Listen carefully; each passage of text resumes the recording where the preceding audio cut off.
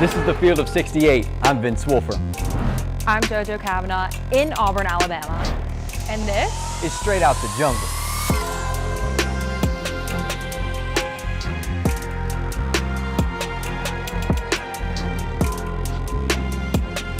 Welcome back to Straight Out the Jungle. My name is Vince Wolfram. I'm Jojo Cavanagh. And in round 2 of the NCAA tournament, it was a little different than round 1. Round 1, there was a lot of curiosity about whether Auburn would find their mojo again. It wasn't that same team that we watched against Kentucky in Rupp Arena. Now, to turn that around had to be a pretty drastic change. A month of play stacked on top of each other. How would they respond? Seemed to be conversations and call-outs from Bruce Pearl, Stephen Pearl, and Dylan Cardwell that helped turn it around, and we saw the change in this one. Final in Lexington, the round of 32, Auburn 82, Creighton 70. Jojo, this game I think was the most fun game that we've had in a couple of weeks that Auburn's come out victorious in, and it felt like there was a little bit of that mojo back with this squad on Saturday night. I agree. And it's funny because we were down at halftime. And despite being down at halftime, you still of course, you're always nervous watching a game in March because anything can happen, but you weren't as nervous as, say, against Bama State, where Bama State kept going on those runs. Like Auburn was in the game, and it just was because Creighton hit 9 threes in the first half, and Auburn was kind of able to shut that down in the second half. But you kind of felt like Auburn had their mojo back. And whether it was Tahaad Pettiford or Chad Baker, whether it was Dylan Cardwell, who had the best game on the team, in my opinion, like multiple guys just stepping up. And I think it was Miles Kelly against Bama State. He didn't really have, that same game in Rupp Arena like he usually does, but it was okay because you had Tahaad, Chad, Dylan, all these other guys, Denver stepping up. Yeah, there was a lot of pieces that stepped up. And in the first half, obviously, if you had watched Alabama State, you had a little bit of nervousness stuck in your gut a little bit. And then the first half of Creighton, I kind of felt the same way at the start. It was kind of an offensive battle to start. But Creighton in the first half, like you alluded to, shot the tar out of the ball. They shot 64% from 3 in the first half. They did similar against Louisville in their first round game as well. That was a little rattling, I think, for most Auburn fans and a little bit of the team. I thought they were kind of surprised that they came out shooting the ball the way they did, especially McAndrews. He came out, the freshman, long, 6 tall, and he was just making shots that wasn't on their bingo card, I don't think, heading into the game. I think they were more focused on that big 3 we talked about last time, was Ashworth, Neal, and Kalkbrenner. I thought they did a decent job on Neal and Kalkbrenner in the first half. Ashworth may be a different story, but it was Auburn who sort of formulated that energy and that effort that was talked about in those days in between games by Bruce Pearl. And you could just see the overflowing of energy. And it wasn't through the usual guy that it is. It wasn't through Janai Broome like we saw in the SEC tournament, and as we've seen sort of down the stretch. He didn't have all that great of a game in total, but it was other guys that stepped up. I think we have to start with the freshman from New Jersey who just took over this show. Yeah, and I think the funniest thing is for me after this first half, one of the first things I noticed is when you look at the box score, it was basically everyone who came in for Auburn except Shakai Howard was on the board. It didn't really seem like it was like against Bama State, it was Miles Kelly. It didn't really seem like it was a one-man show. It was a collective effort. I mean, every player had over 3 points scored. And then when you look in the second half, you see Tahaad Pettiford with 16 points. And it was and I think the craziest thing for me is Tahaad Pettiford had 16 points. He ended with 23. But in the second half, when he had 16, he only had 1 3. And for Tahaad Pettiford, where he's him and Miles Kelly, Denver Jones, the best 3-point shooters on this team, it was him driving to the basket and making plays. And you kind of knew every time he had the ball and it was going in. And I want to jump back to Creighton in the first half because I think I my biggest takeaway was that Auburn had to stop Creighton beyond the arc. Creighton is 9-14, shooting 64% from 3, like you said. But Auburn had 22 points in the paint where Creighton had 8. And I think a lot of that came from, like I said, the collective effort in that first half, whether it was Denver Jones with 4, Janai had 4, Chad had 5, Miles had 3, Tahaad had 7, Dylan had 4, and Chaney had 8, which we love to see again, Chaney Johnson coming back after that bit of an offensive slump that he had. But I think that was the biggest thing was Auburn had 22 points in the paint. Well, yes, Creighton was shooting lights out from 3, but if they came into that second half and kind of stopped Creighton shooting 3, then Auburn had this game in the bag. I said, take the 3 away, it's a completely different game. And we saw that in the second half. And I think a huge portion of that was obviously Dylan Cardwell on defense, but then Tahaad Pettiford stepping up and creating those points in the paint when he's usually a three-point shooter. Yeah, the first half it was Chaney Johnson and Taha that were really carrying the load. I know it was pretty well spread, but in the game it didn't necessarily feel that way. And Chad had points; he was getting active in it. But I thought the first half was mainly dominated by Chaney and Tahaad. 8 points from Chaney in the first, 7 from Tahaad. I just thought the energy and effort was evident through them. I thought the matchup of Ashworth versus Pettiford was a good one. You saw like the highest of seniors that you could versus the best of freshmen, and they were going at each other. They were talking smack. There was some animosity there, some tournament energy, which I thought was good to see. That Tahaad brought that, and he wasn't scared of that matchup. And Chaney Johnson was like coming out of his shell almost. And he told me after the game, he said, once I got that mid-range going, like I felt it. And I told him, I was like, that mid-range is money every time. And when you get to it, you're so patient. And he said, that's something I've been working on and trying to get back to, because I lost it a little bit. My confidence was down. And certainly in Saturday night's game, it came back in a major way. I just thought the consistency was 4 for 5 in the first half. It felt like you could go to him and get a basket. And that was the matchup, I think, that was a little different too. It wasn't Kalkbrenner because he was on the biggest guy on the floor, whether that be Janai or Dylan, where Chaney has a weight and a strength advantage over a guy like McAndrews or Neal if he got on that matchup, and he really took advantage in the first half. So those two, I thought, really, really stepped up in the first half and kept Auburn. Like, I know they were only down a couple at the break, but I think those two were the reason that they were in it. I agree. It was like you said, I think it was Berger that talked to us about Chaney Johnson. One of his favorite qualities of him is his patience. And I think you've kind of seen that develop over the course of these few games. And like you said, we lost it in these past few games. But then in the NCAA tournament, we're finally seeing that return, whether it was Bama State or whether it was Creighton in this game where he had 8 in the first half and then just 8 total. But that was because the first half was Chaney Johnson and Tahaad Pettiford. And I think overall as a collective effort, it was kind of Janai Broome didn't have the best pressive offensively, but he was there whether it was kind of just cleaning up points on the glass or just getting a bucket in a way that he can. So that was kind of from my perspective and just watching it. I think we have two different perspectives because you were in Lexington and I was watching it on TV. And I agree, it was whenever Chaney and Tahaad had the ball. But then I just thought like there was such a collective effort, whether it was Denver, whether it was Janai, and I kind of love seeing that. But then in the second half, obviously you see Tahaad and Chad and Denver, the night Selly step up in that second half. Yeah, and you talked about Janai not having the best offensive game, offensive scoring, because in the first half, I thought a big thing that gave Auburn some extra life was the second chance points, and they got opportunities to score after misses, and they weren't shooting the ball as lights out as Creighton was from 3 in the first half. Auburn shot 27% from 3 in the first half to Creighton's 64. So there was a shooting difference there, 51% to 38% in that first half. But 8-1 on the offensive rebounds absolutely worked in Auburn's favor. Second chance points was 13-2. That's why they were in the game. I think a lot of those were presented because of the work of Janai Broome and Dylan Cardwell.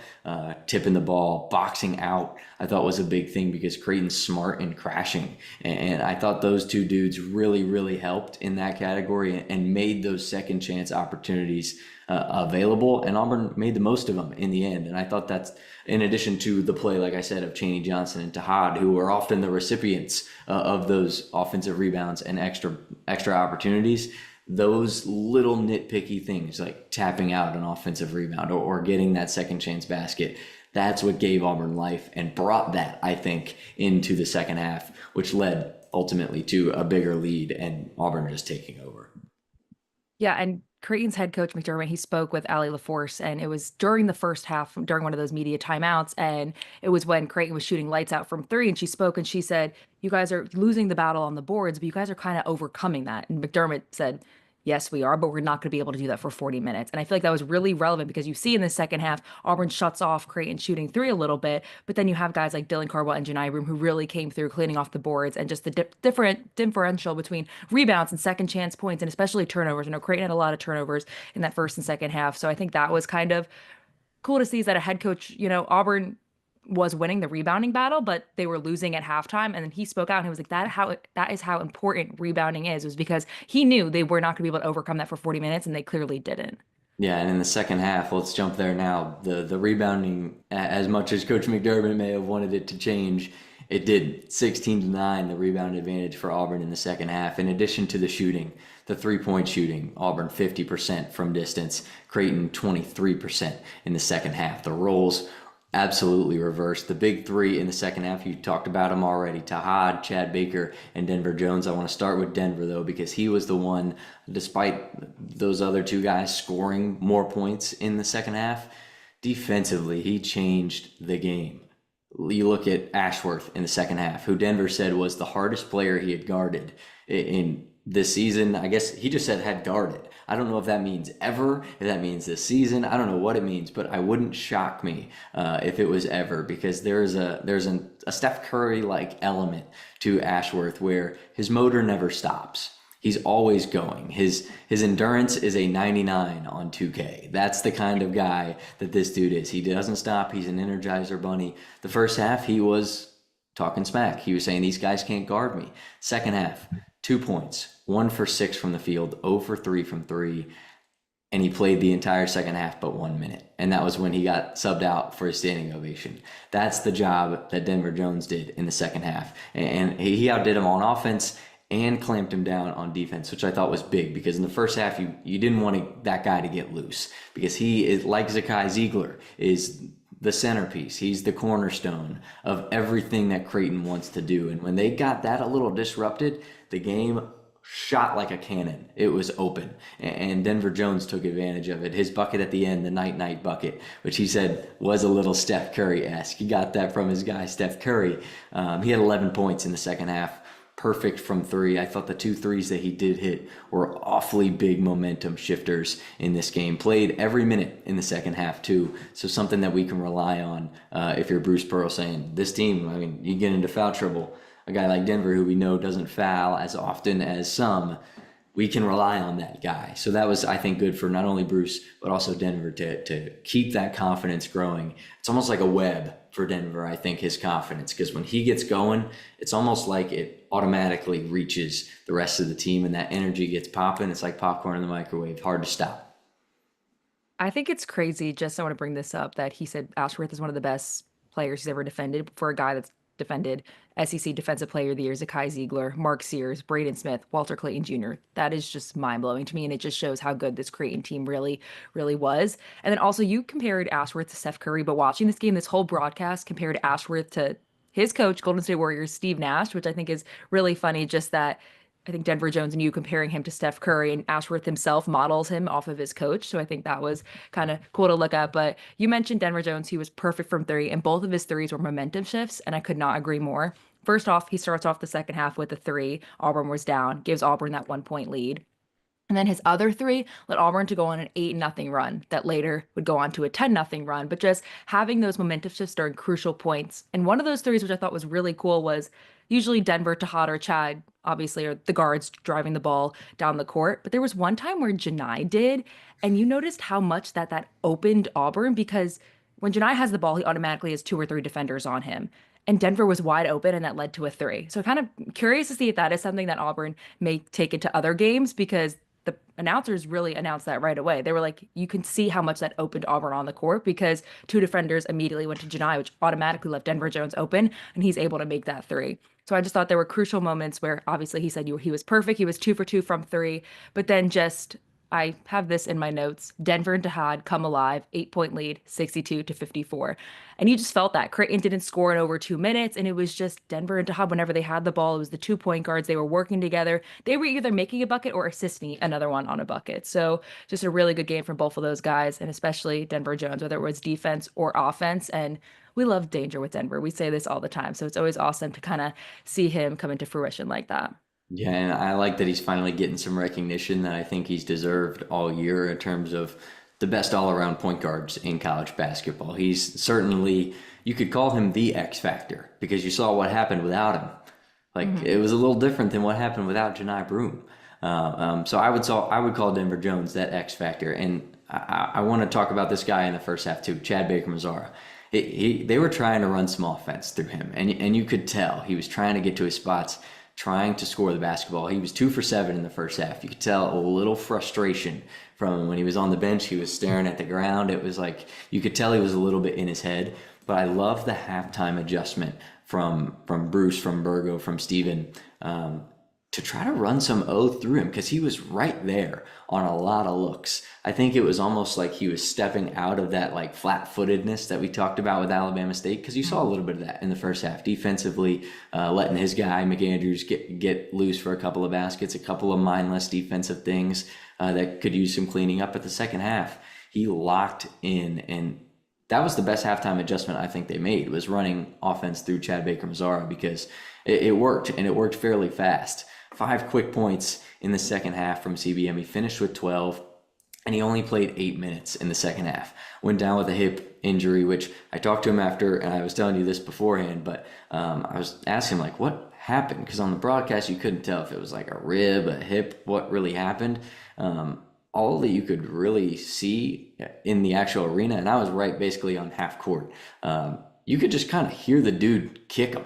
Like in the air, you could kind of hear the thud of a foot to a hip, and you knew it hurt. And I know Bruce says he had a bony ass, but like it still hurt. And Chad said it was enough, hit a nerve enough to, he felt it from his shoulder to his toes. So I can't imagine sort of how that felt, especially going up and knocking down 2 free throws, dog mentality at the line. And then he felt it and kind of quivered to the ground almost. But we're hoping, he seemed lively and light in the locker room, and I thought it was cool too. This game meant a lot to that kid because there was somebody, his mom was there, and his grandfather was supposed to be there but was actually in the hospital.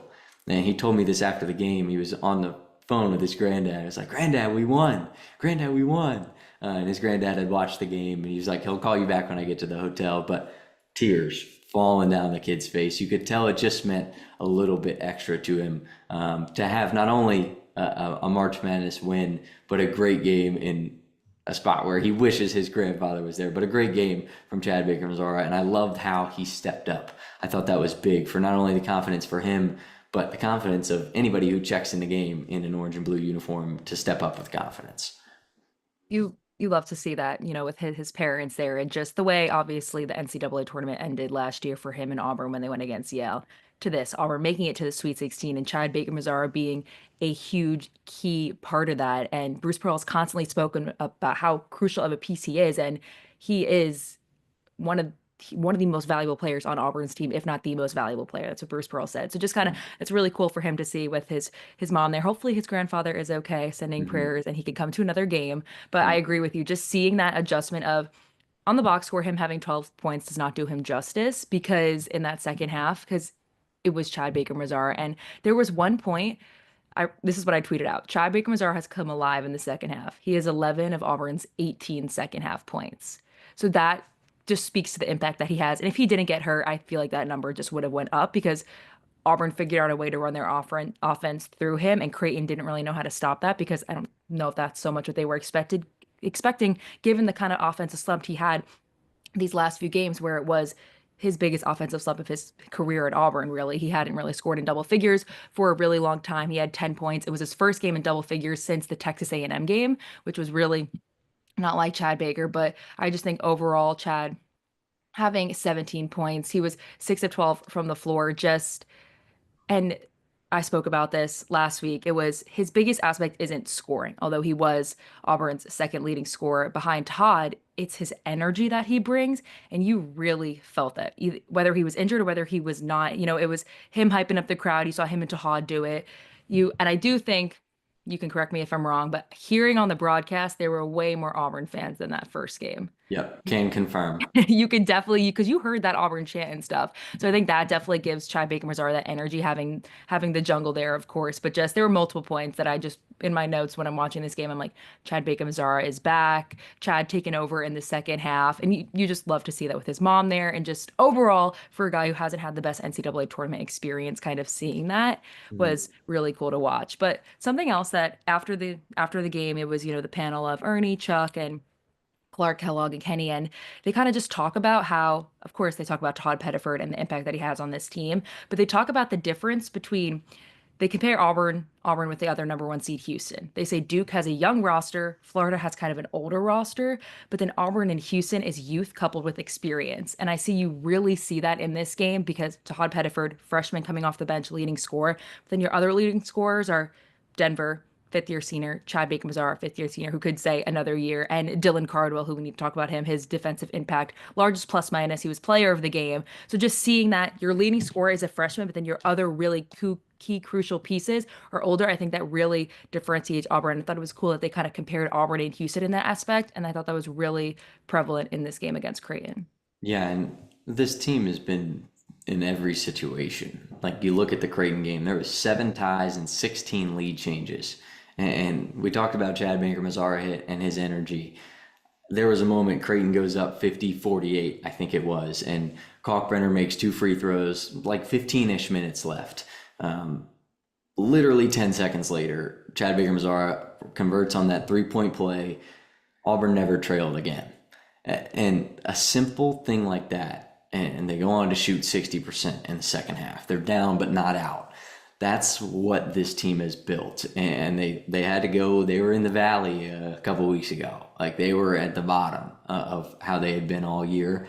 And I think they are sort of over the sea level here and really finding their stride. And that comparison to Houston is interesting because I think they're awfully comparable. I mean, you look at the game that they played against each other and how close that was in terms of Sampson's teams and how they can lock in defensively. They're switching, they're fast, they're a step ahead of a lot of teams. Offensively, I think I'd give Auburn the nod there just because of the weapons wise. But age wise, the comparison of old and young is certainly comparable. And you brought up Dylan Cardwell, and that's a guy I kind of want to throw the oop to you here on this one because I know you said you really liked this game. He was the MVP of the game. I mean, just a tough performance. Like he was this game I think presented an opportunity for him to really shine. A game where Janai isn't the show. Like that wasn't how this was. Chaney Johnson obviously had a big offensive game, but the little intangible things that Dylan Cardwell does that make Auburn special were on absolute display in this game. I'm going to throw it right to a Jim Jackson quote. He was the color analyst of this game. He said on Dylan Cardwell, he is the MVP right now for Auburn. All the little things you need to do to secure the victory. And I thought that described Dylan perfectly in this game because you go to the box score, you see 6 points, you see 4 rebounds, 3 assists, 2 blocks, 1 steal. Still great by any means. He literally has every single stat on the board. However, it's not a double-double. It's not scoring double figures. But then you go to plus minus. He had 24 plus minus. The next plus minus on Auburn's team was Miles Kelly with 14.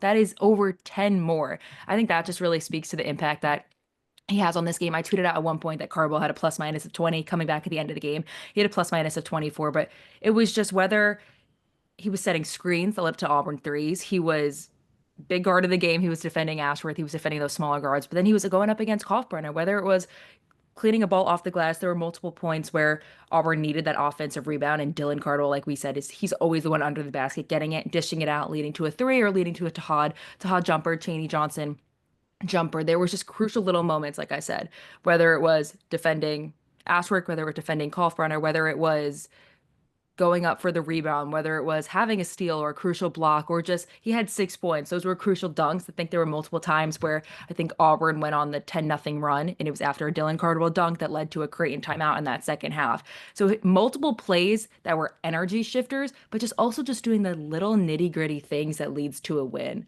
Like, yes, it's incredible. Tahaad Pettiford and Chad Baker-Mazara scoring that many points, but you don't win without Dylan Cardwell rebounding the ball. You don't win without Dylan Cardwell bringing that energy and his defense.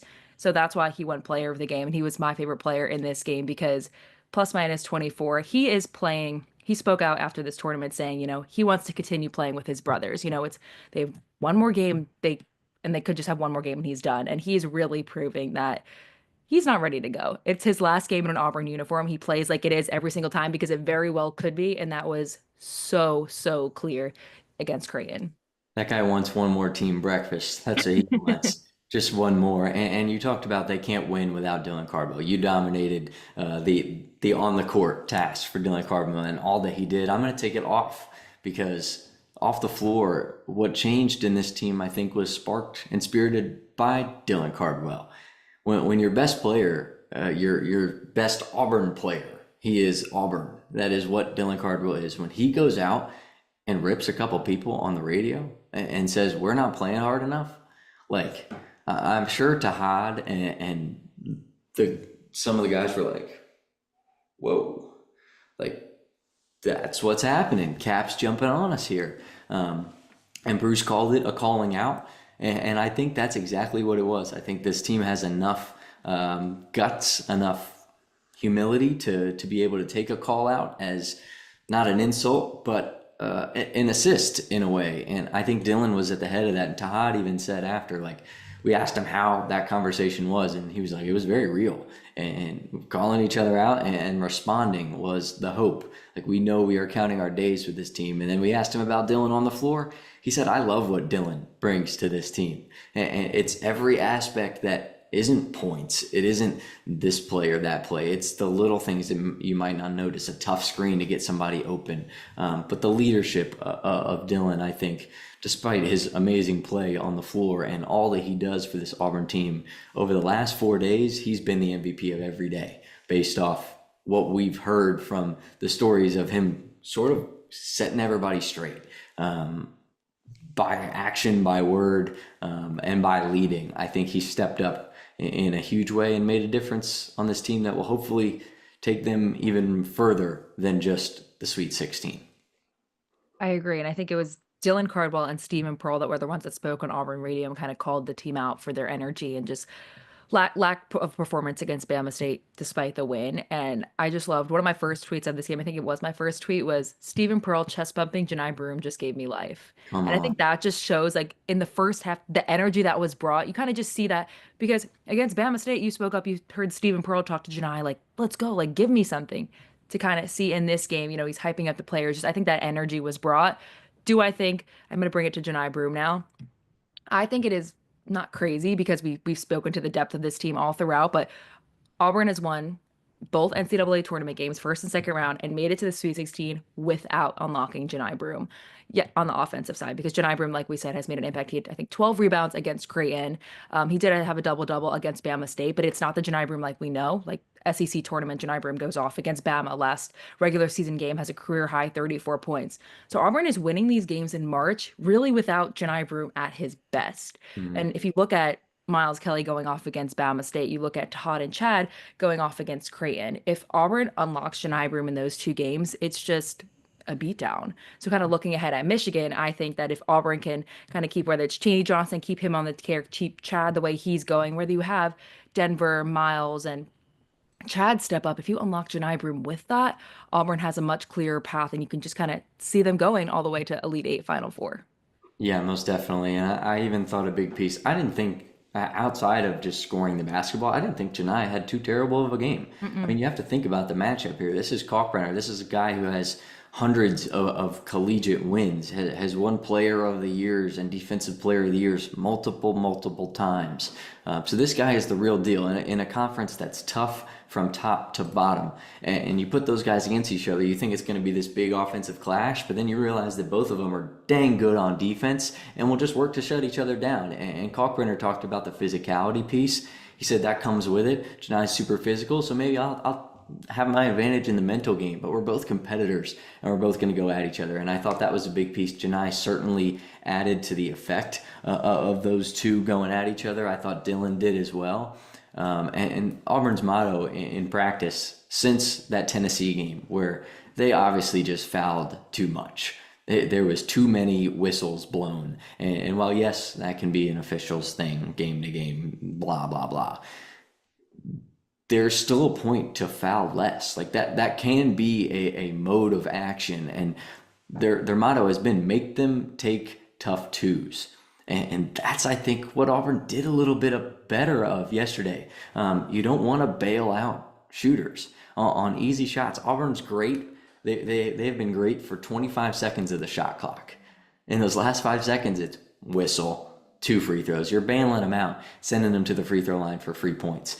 Even Ira Bowman in practice on Monday was talking about just not trying to get close to shooters, because if I'm a bad ref, I'm going to call it. That's what he said. We got to play like we're dealing with bad refs. Make them take tough twos. Don't bail them out. I think that's something that they did really well of yesterday, and with a Michigan team too that's known for turning the ball over and known for kind of sloppy performances at times. That's going to be big because they got to be physical, but they also can't throw themselves in positions where they can't compete at their highest level because they're on the bench with fouls. So forcing tough twos, I think, will be big against Michigan. But overall, I think they were severely improved in that category against Creighton. I agree. And you look at these stats, Auburn had 19 second chance points. They had 12 points off of turnovers.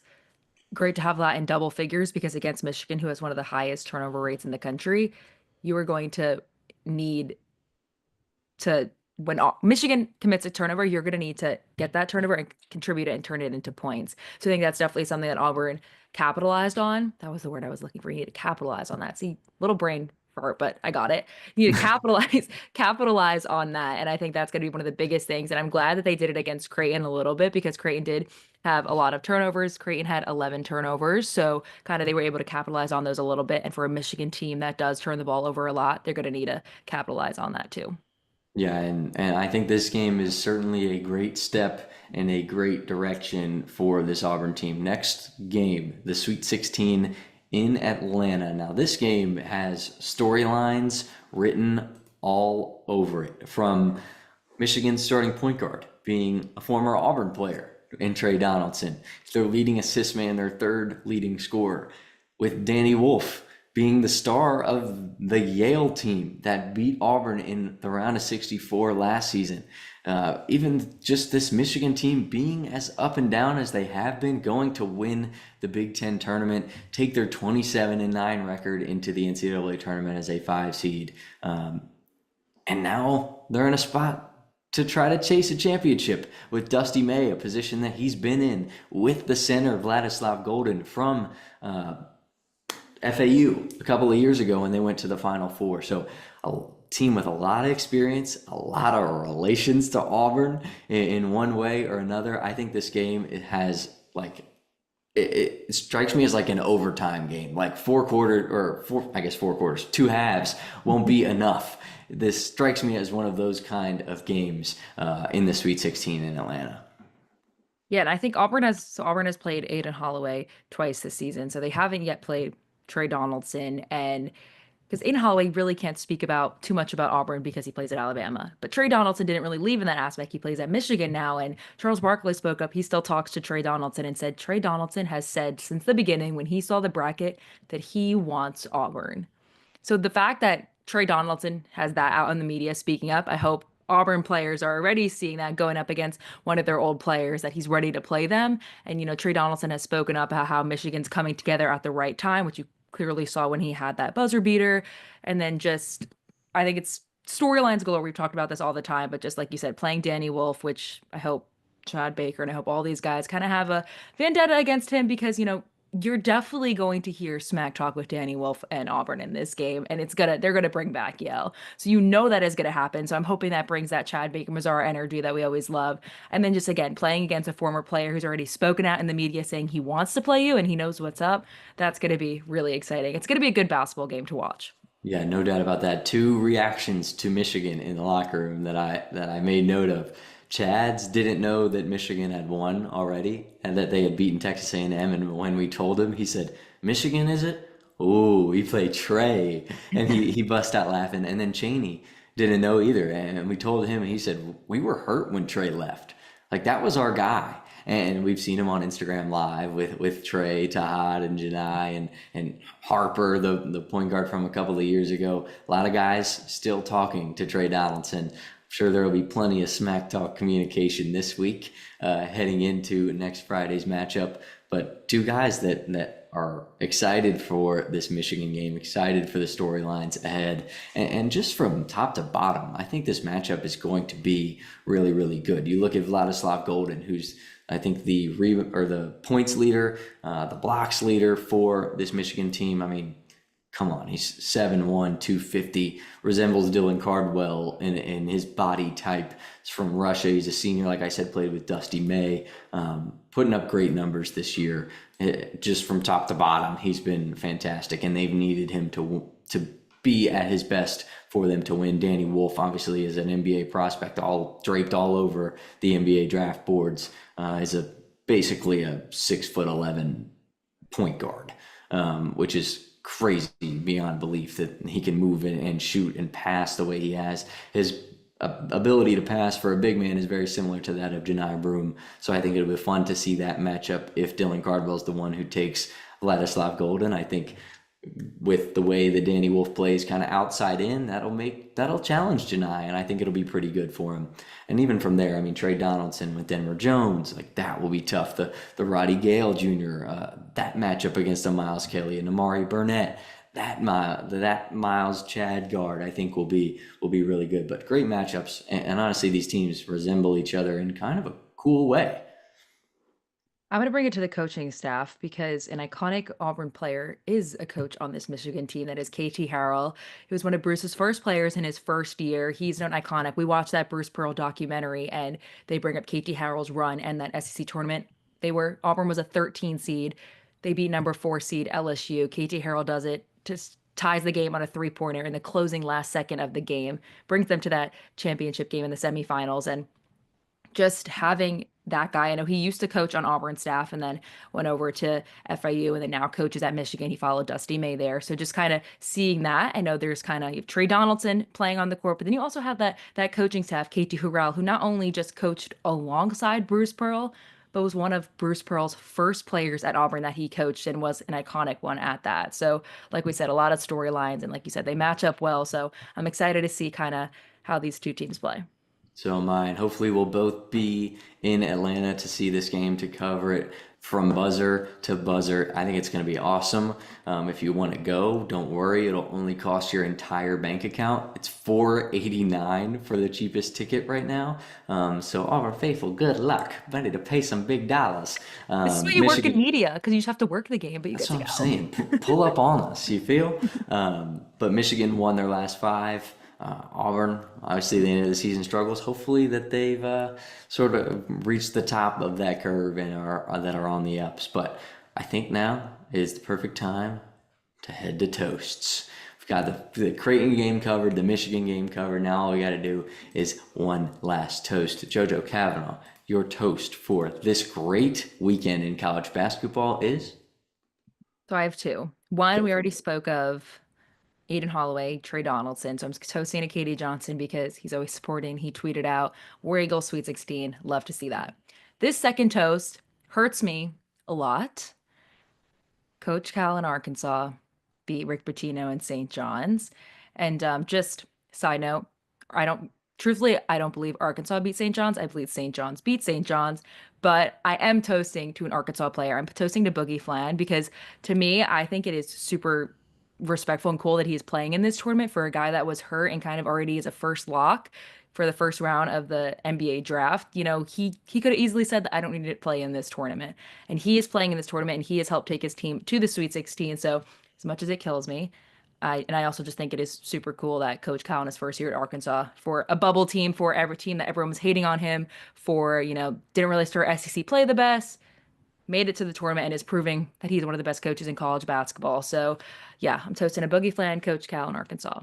I'm right on that boat with you. I've got one Arkansas toast and then one non-Arkansas toast. I want to toast to Ellen Calipari, John Calipari's wife, at the game. You could tell she was just overrun with emotion. I can't even imagine just the weight lifted, the anxiety of, oh my gosh, coach has got to win this game. He's got to get something under his belt. Oh my gosh, the relief of that is probably so extreme and so nice. Also, I thought a funny thing that I saw before the game, the last time Rick Pitino beat John Calipari in the NCAA tournament, the game-clinching free throws were made by somebody Kentucky fans might recognize. Mark Pope. Isn't that crazy? That's Think actually about insane. that overlay. Last time Pitino beat Cal, it was Mark Pope at the line for Rick Pitino's Kentucky teams hitting the game clinching shots. I thought that was a crazy stat. So that's my first one. My second one, this was a moment in a press conference, leaving a press conference. Matt Painter, the head coach for Purdue, just playing a little frisbee with the guys in the audience. He said, well, hell yeah, I want to do it now. And they started throwing the frisbee to each other. I just thought it was funny. I thought it was like very humane, because a lot of times in the tournament, you can either see people really worked up to a Dan Hurley level, or you can see it like down to like a Chad Baker-Mazara has a bony ass kind of level. This was like a fun, playful medium where Matt Painter was tossing the frisbee around. I like the cool of that. And Coach Painter seems laid back, ready to go. When coaches have a good time with media in the media room, it automatically makes it like my favorite in the book. Like Coach Cowell, like I've always mentioned, is one of my favorites when he came into Neville Arena's media room. So you always love to see that, because it's just awesome when they interact with them. Yeah, coaches having fun in the media room is a good thing. Players too. I'm going to put in this clip right now of Tahaad Pettiford and Chad Baker-Mazara having some fun with my camera, of course, in the post-game interviews. Come here real quick. What's good, dog? Come on, My fellow dog right here. They just asked me, am I impressed for the things you do as a freshman? Yes. Yes. Hey, that's it a wasn't damn for him. man He got right things started, here. you feel me? Get things started. He went out, little injury. So trying to And step bro, up. how to You know what I finish mean? it, You gotta that's step all, up. bro. Whole time, this is my roommate. Nobody even know Oh that. God, we're roommates. Nobody even know that. For real, that's my roommate on the road, for real. So that's hilarious. What's that like? Oh, it's fun. So he from Jersey. When I first came to the States, I moved to Jersey. Right. So, we kind of know a little bit about the same people and a lot of stuff we have in common. We actually live about 10 minutes away back in Jersey. So, it's just exciting having a guy, kind of the same background as you a little bit. I mean, those two clowns wasted no time starting to goon around and play with each other. I thought it was so funny.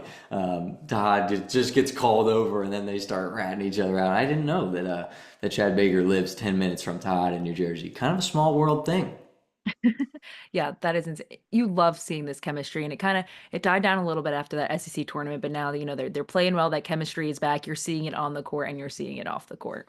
Yeah, and hopefully that chemistry can translate just one more game, hopefully more, with Auburn versus 5 seed Michigan on Friday, March 28th. It's going to be awesome. Jojo, Cavanagh, do you have anything else before we call this episode an episode and wrap it up?